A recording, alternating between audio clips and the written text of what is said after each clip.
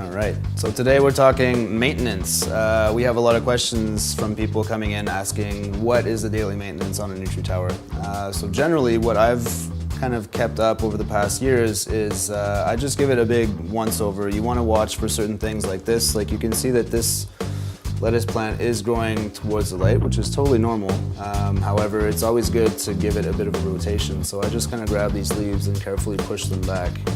And you know, like I do that maybe once a week or something like that, just to make sure that the lettuce plants are growing out nice and full. And I'll do the same with herbs as well. So I just tuck them back behind the cable here, and then you'll see like you'll start getting growth come back towards the light, so you're gonna get a much bushier plant that way.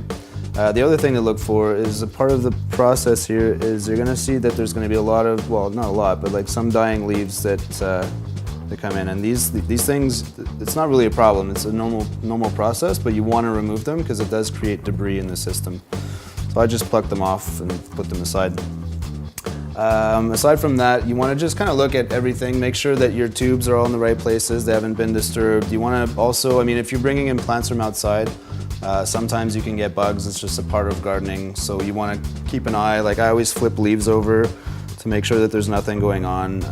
Any yellowing leaves that you see, things like this, you can always pluck them and just discard those. And yeah, that's about it. I mean, it only takes about 5-10 minutes, and it's pretty simple, basic maintenance stuff.